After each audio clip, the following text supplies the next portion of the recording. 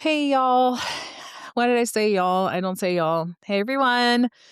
Uh, I'm just going to jump right into it this week. I am on my lunch break and I have got to get this done. Your girl has a quota now. And because I have a quota and a natural tendency towards anxiety, I tend to feel like I have to rush in the beginning of the month and then scramble towards the end of the month as any sales rep would do. But I'm just always scared that I'm not going to hit quota. So, welcome to my life. So, this week I wanted to share with you one of my greatest mom fails. Isn't that so fun? Um, it was an absolute dumpster fire, and I just feel like we need to share more of these to normalize the feeling. So, without further ado, ugh. 2 weekends ago, we were just hanging out on a Saturday at home. We had nothing to do, and there were no practices or anything. We're just chilling. I had happened to come across a puppy adoption Instagram post while I was sitting on the couch snuggling the girls. And it was like, "Hey, we have this event today in LA, at a coffee shop." And I was like, "Cool, that's fun. We have nothing to do. I'm sure my husband would enjoy some quiet time by himself. I'm just gonna take the girls up there, and if anything, it's an adventure for just coffee and petting cute puppies."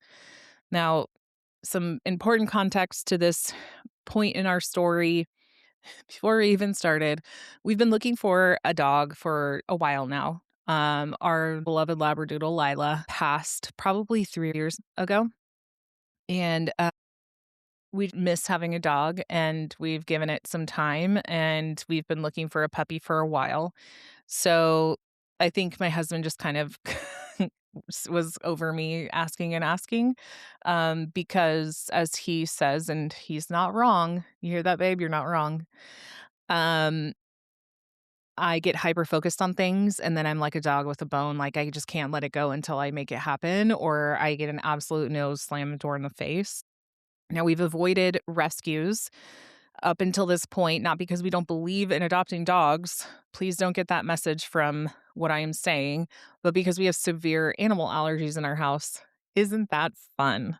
And the allergies can be towards shedding dogs with fur or dogs with hair. It really just runs the gamut. It depends on the dog. And we definitely have allergies to cats. And on top of that, all three of my girls have asthma and seasonal allergies. So we are just like an allergy prone family from the jump. So Lila was our dog before we even had kids, and the kids just grew up with her, and thankfully we're fine. And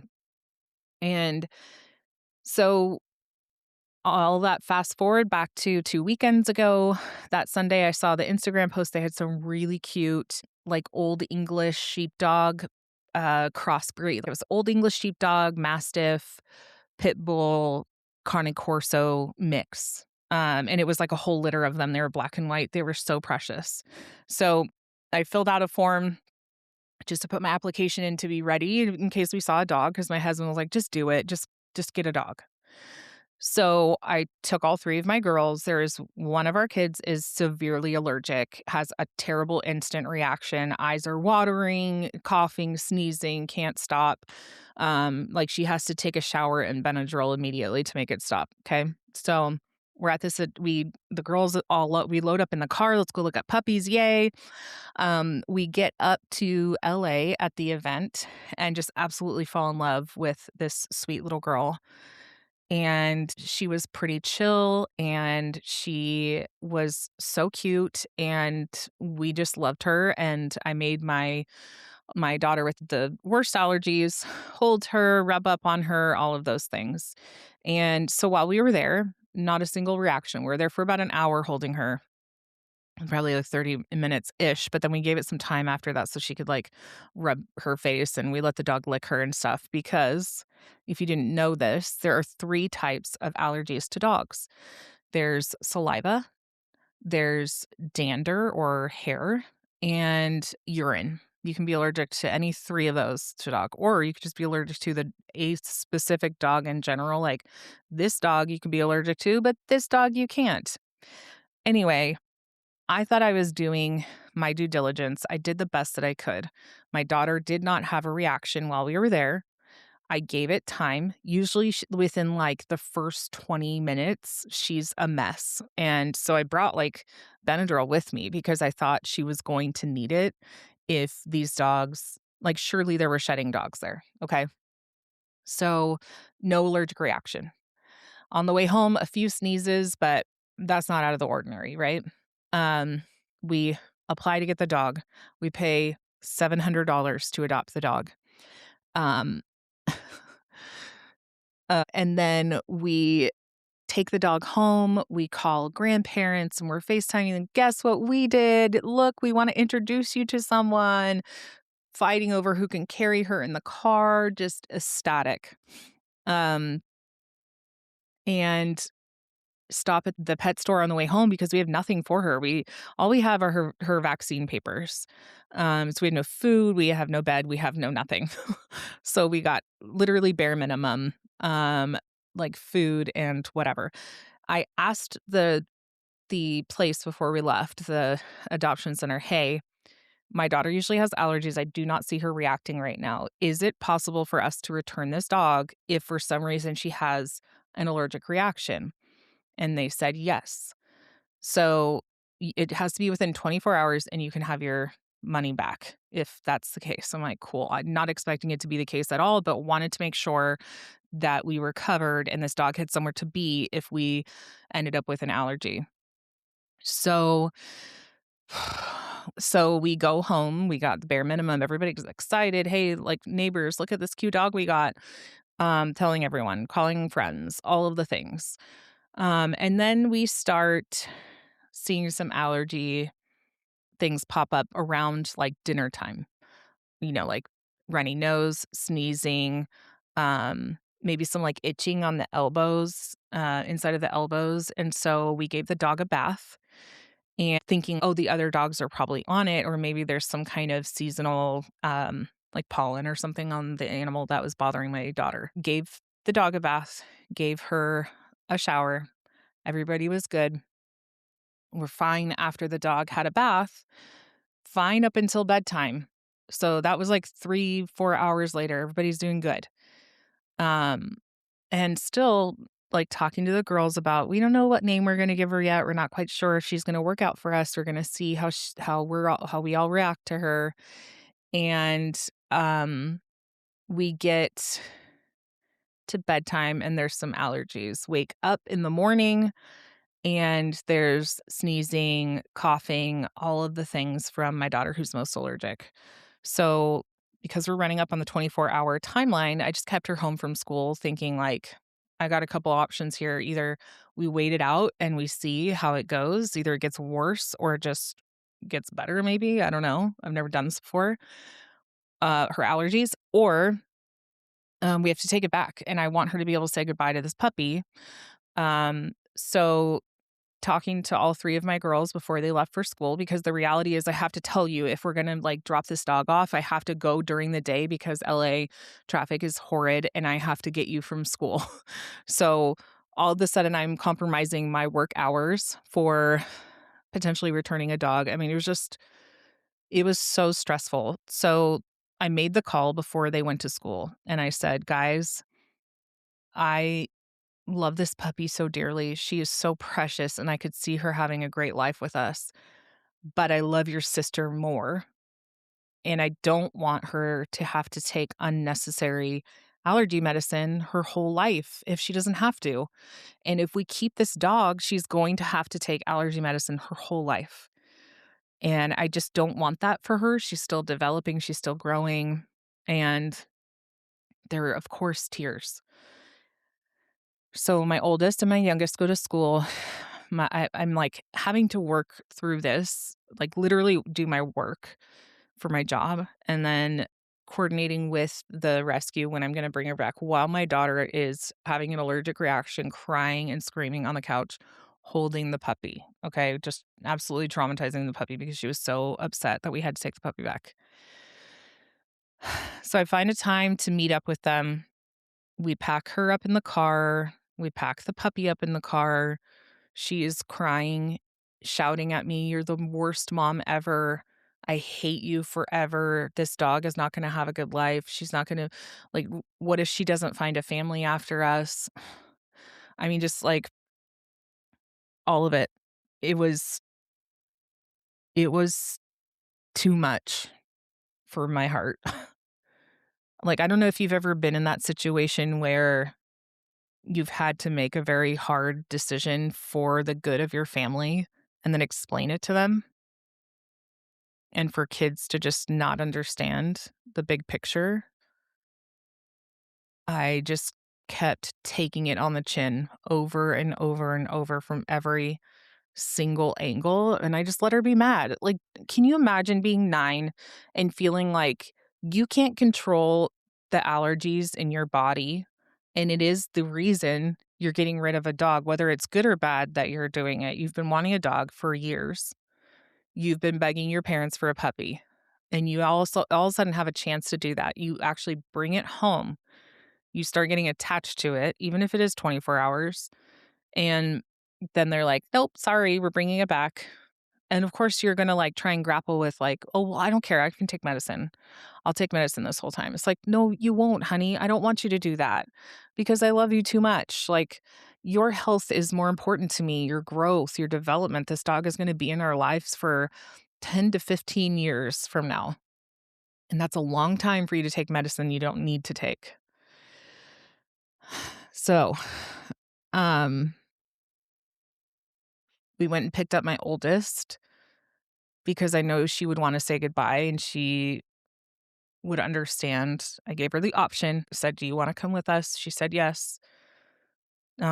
So the entire way up, my middle just screamed and cried and said, "I hate myself. I don't like that my body does this. I wish I wasn't allergic." It was awful. And I just, like I don't know how to describe what it feels like inside of your heart as a mom to know that you're crushing your kids, but you're also doing what you feel is best for them, and you're trying to protect them at the same time, and like, all I could do was just tell myself, like, "Someday she will understand. Someday she will get I was doing my best for her, and that I wish that this didn't happen either, but it is what it is." So I tried to explain to her obviously, there's no rationalizing with that when you're in such, like, a deep place of grief. But I just kept saying, like, "I know I love this dog, but I love you more, and there's so many people at that event that would have loved to adopt this puppy. I love you more than I love this dog, and I care about you more." "No, you don't. I hate you." And, her face is swollen, it's red and itchy, she's got, like, bumps near her eye, some welts near her eye. So, anyway, we give the puppy back to the shelter, we leave, and she kinda has this, like, peace about her, she's gotten it all out of her system, and you know what? There's something I really respect about the way that she processes her emotions, they're very intense. Um, but I'll tell you, she gets it out, and she said her piece, and it's done, like, she doesn't harbor it, she doesn't say nothing's wrong, she doesn't pretend not to cry, and, I think that, like, she's able to have that peace afterwards because she kinda completes the stress cycle. Um, and so she was just kinda peaceful on the drive home. We stopped and got food, and eventually, we were in some traffic. I looked back at her and like, patted her knee and I said, "It's your eye hurt? It looks like it really hurts." She touched it and she's like, "Yeah, it does, but it's not bothering me too much." And I said, "Oh, man, that looks like a reaction from the puppy, don't you think?" And she goes, "Yeah." Like, she had just, like, come to terms with it. And I was like, "Man, I can't imagine the next, like, 10 years if you woke up every single day and this is how you felt. That would be such a bummer, don't you think?" So, we had some really good conversations about it, and I really just kept trying to anchor them in, like, "Guys, there's so many sweet puppies out there. We see it all over. I know that God has a plan for us, and He has a perfect puppy for us. I just know it." And, we had time to calm down. We went into the week just kind of like chilling. I talked to my husband that night on Monday night and was like, "Damn, that was an absolute shit show." He's like, "Yep. I know that there will be a good dog for us. It will happen in time." All right. So, what does that have to do with this community, with working moms? First and foremost, I mean, if it at the very least, if it makes you feel better about a hard decision you've had to make on behalf of your kids, like, may I offer myself as tribute to make you feel better? So it's just so awful. It was so awful, and I'd like to do it differently next time around. Um, and just be more I mean, I guess I've learned more now. I can't be upset with myself because I didn't know, but I think there's different ways that you could do it the next time around, and feeling like rushed or feeling like you have to make a decision quickly is not right for someone who suffers with allergies, right? It's like a more drawn out process. And I didn't know that at the time. Like I know I've mentioned before, but I personally struggle with ADHD. I was late diagnosed right around the time I turned 40. Happy birthday to me.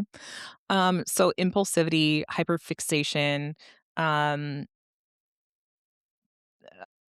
trying to be a people pleaser, all of those things are they're in me. It's just how I operate sometimes, unfortunately and fortunately, right? Like I like to keep things moving forward. I don't like to avoid. I just want to like move to the next step so I can like forward motion, efficiency, those types of things I value very much. Um Impulsivity is fun when you get to buy things like these pants that I have on. If you're listening, I have workout pants with T-Rexes on them. They're very much Jurassic Park and some like fern leaves because I think that I mean, no shade to people who wear them, but the leopard leggings are played out. So saw these, had some Christmas money, bought them, impulse purchase, couldn't be happier. I get a dopamine hit every single time I wear these to the gym. Great. Awesome. Now, when you feel competition, when you feel rushed, when you feel like you have the best of intentions and the best heart behind what you're doing in a situation like adopting a puppy, listen, I have been waiting for years. I have been asking and asking and pushing with my husband. I don't need his permission, but I respect him and I want us to make the decision together, though it's best for our family. And it's really effing expensive for a dog.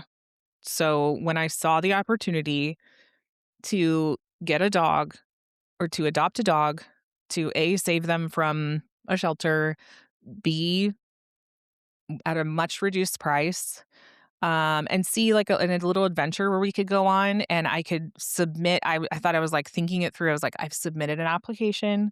We're good. We're going to go look at the dogs. We're good. And then when push comes to shove, I'm there. I'm like, okay, well, she's not reacting. We really like this dog. Like, we might as well.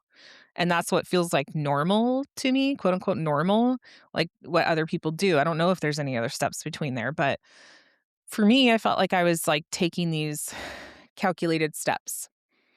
And I tell you this because there is shame that I feel behind this and having to take the dog back because I can't help but think like, why can't I control my impulsivity? Was that a move, an impulsive move because I've been so focused on wanting a dog for so long that I just grabbed whatever one I thought was cute and my daughter didn't react to? But like, then I think about it, I'm like, people make decisions like this all the time and there's never an issue with it. So why am I being so hard on myself? Like, I did what I thought was best with the skills that I have. And I was operating out of the best. I try to explain that to my kids and I really hope that they internalize that someday. And as I was preparing for this podcast, I was like, you know what?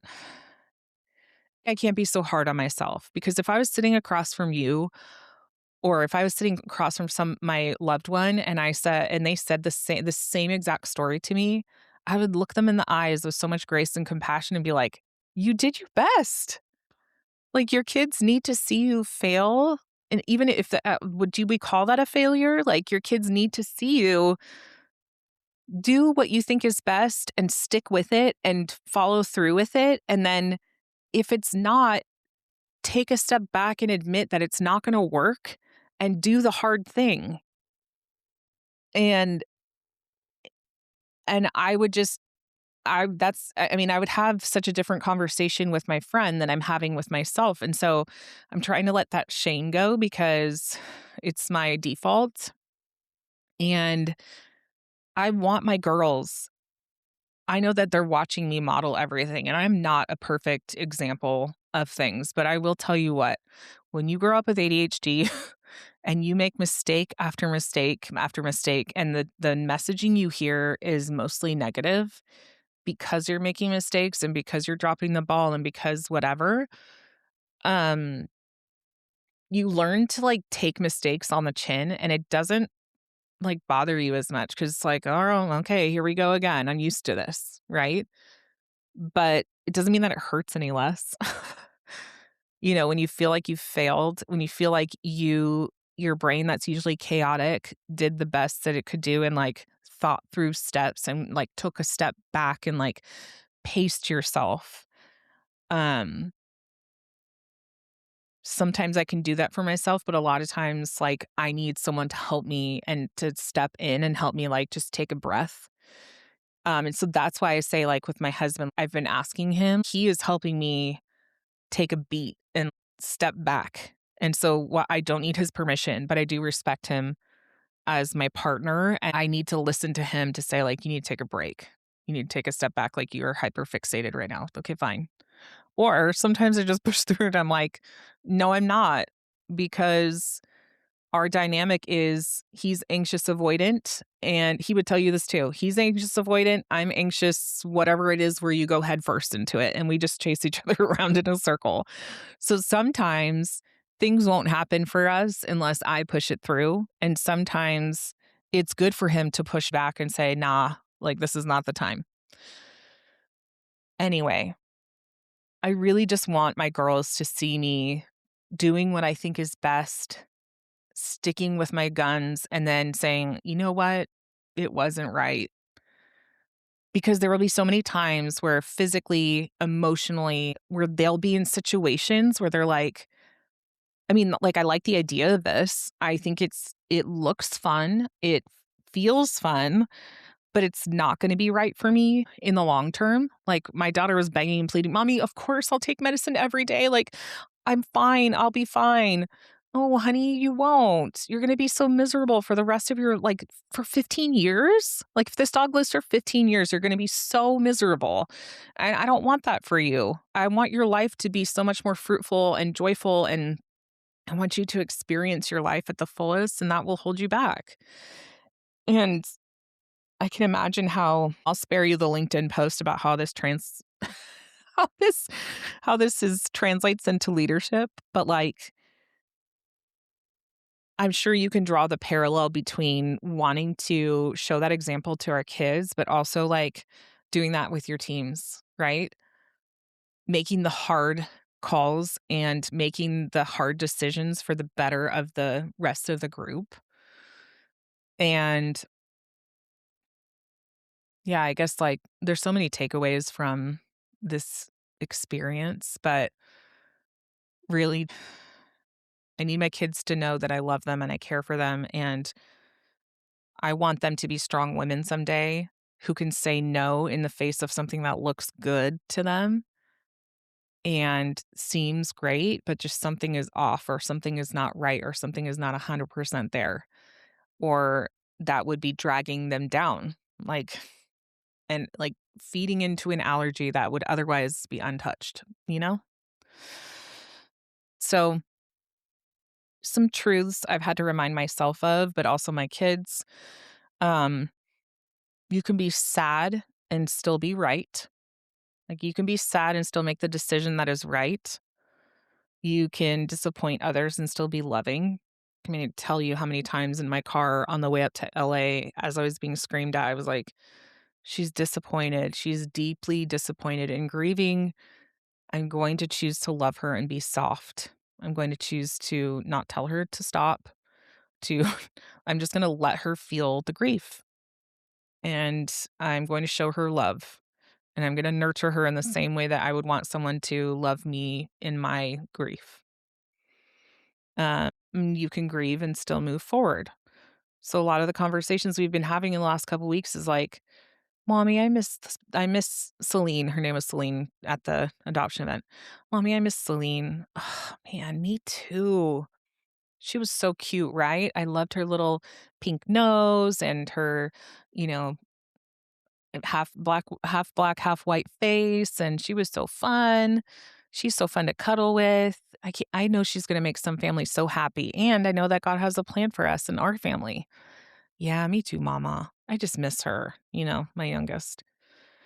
So, I think all 3 of those things are so true, and I would encourage you if you're going through something like that, if you've had to make a hard call, to remind yourself you can be sad and still be right. You can, disappoint others and still be loving, and you can grieve and still move forward. So, where's the redemption in all this? Because I do believe that every story has a redemption. There is a way to redeem stories, right? Besides just holding on to hope that God will redeem the story and give us the perfect dog, maybe not even the perfect dog, a dog that our family can love and be okay with allergies. I had to remind myself as I was literally handing the puppy over to the shelter that when I walk away from this puppy, it doesn't mean I will never have a puppy again. It doesn't end that story. It just means that this wasn't the right one and it was a path towards finding another dog that works for us.